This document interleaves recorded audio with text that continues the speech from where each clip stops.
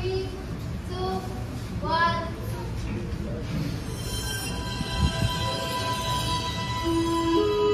Noong una kong makita sa TV si President Marcos Jr., sabi niya, My people, God as witness, your dreams are mine. he vowed to keep my promise as his. Palatang kababayan, iniibig ko ang Pilipinas. Mga kababayan, patuloy tayong nagsisikap na bumangon mula sa mga hamon ng panahon. Sama-sama nating itataguyod ang bagong Pilipinas, mas maunlad, mas matatag at mas makatao. Together, we will build a nation that every Filipino can be proud of. Then, if that was true, bakit? Bakit ganito pa din ang kalagayan ng iilan?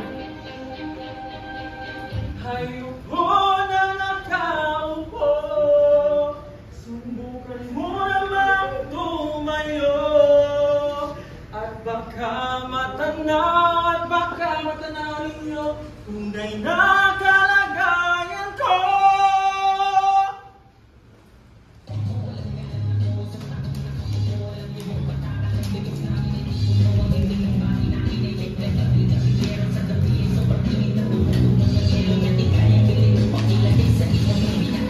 Hoy! Magnanakaw!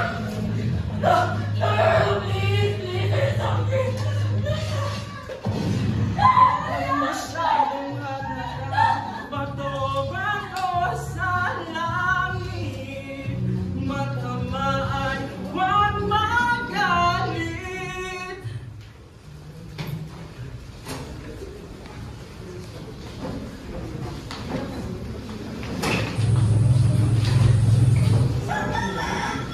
Devotional! Devotional!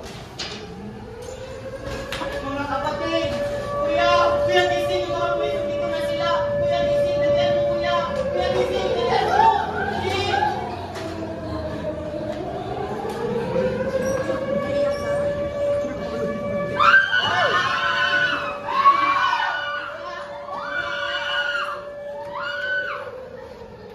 Premier leader, please! Why are you doing this to us? We are good people! Ma'am, we were ordered to search the compound. Sumusunod na kami sa utos. Pero bago sila dito, galing kami tinigong. Sige! Pumasok kayo! Teka lang! Teka lang! Kami tinatago! Kasampu ng mundo, taong 2024, a day of triumph, called by the sun, the day of shame. But for the others, it was the day of faith. Ang katahimikan ng umaga, dinistisay ng sigaw at sigaw ng mga pumapasok.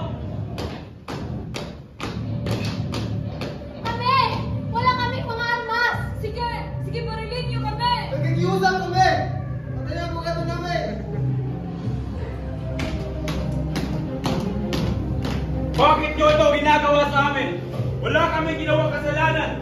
We are only doers of the Almighty Father. Don't you dare hurt our home! Nasaan ang hustisya? Hustisya! Tayo'y gumagapang pataas! Lumalaban ng patas, ngunit pangako Puso'y lumapas, mapipilitang matakla. Hustisya! Hustisya! Hustisya!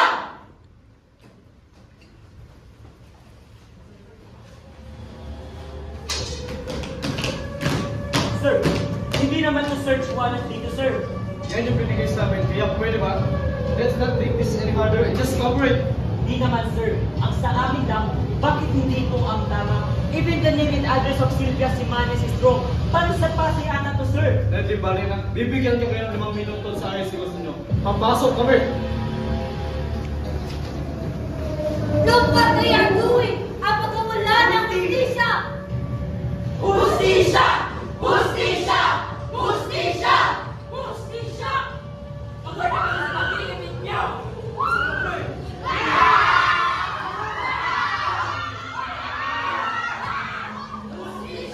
Hustisya! Hustisya!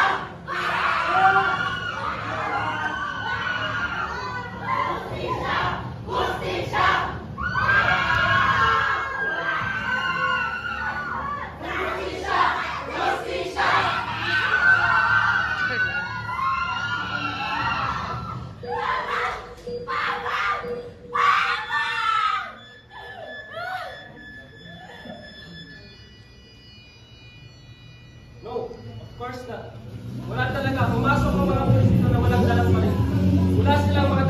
Pilipinas. Hindi naman talaga ang mga pulis ang nagsimula ng gulo, kung bali it was just self-defense.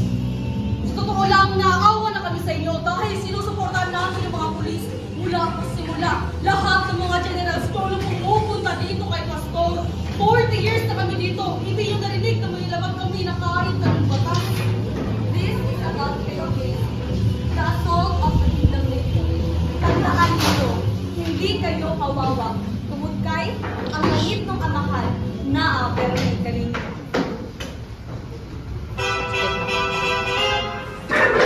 On this day, we are dealing the issue concerning the Juneteenth operation conducted by the PNP at the Kingdom of Jesus Christ in Davao City. Your Honor, our personnel were subject only valid as one issue. Were you armed with heavy weapons? Hindi po, sir. We only brought standard firearms for protection. Sir, in response to the Honorable Judge, ano silang baril na tinala? Wala kaming dinalay, dinala lang namin for self-defense lamang. Pwede bang tumigil na kayo sa mga kasinungalingan ninyo?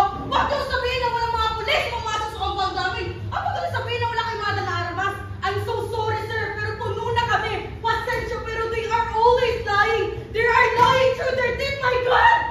Mr. Chair, at Dog Henry Acts, officers surrounded a private religious compound. Ordinary members, mothers, children, caretakers were terrified. They were innocent. Attorney, are you saying no one obstructed the service of warrant? There were no resistance, Your Honor, but they treated the compound like a war zone. We will continue to take answers and make sure that peace, not fear, is the result of our laws. The hearing is hereby suspended.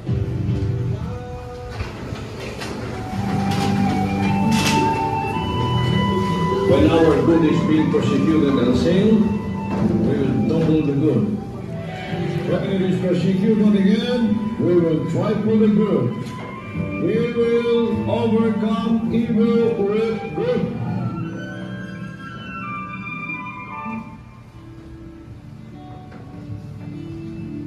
Kawawang-kawawa naman sila. Halos isang linggo na silang walang ayos at tulugan tayo. Kailan kayo ito matatapos? Hayaan mo sila. Trabaho din naman nila yan. Mga kapatid, let's not forget the teachings of our beloved Master. To love our neighbors as we love ourselves. To the extent that we can love our enemies. Mga kapatid, may sarap pagkain sa loob. Bigay na natin sa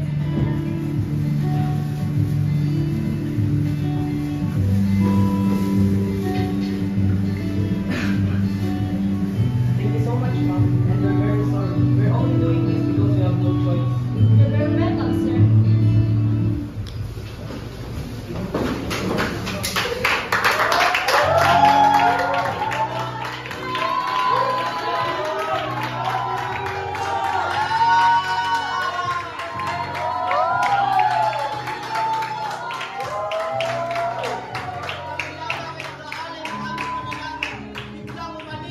Umalis ang mga pulis. We were so full of happiness and rejoice, brothers and sisters. We have won the battle because of the Almighty Father's guidance. Brothers and sisters, the victory is ours! On September 8, 2024, at 5:58 p.m., the leader of the Kingdom of Jesus Christ, Pastor Apollo C. Kibuloy, surrendered to the authorities after the long 60 days mission. Sir! Any message po for the Kingdom Nation? To the KOJC, mga kapatid, tatag lang. Ang bayan ko'y tanging ikaw, Pilipinas kong mahal, ang puso ko at buhay man sa Isang malaking karangalan na may pagtanggol ang ating lambay. Huwag na tayong magdalawang isipa. Anilang tayo kong patriotas, pamatay man o magtagumpay. Ikang paglingkuran, ang daya mo'y baban, What's the use of our freedom? Pilipinas ko. Fought by our heroes. If our situation remains like this,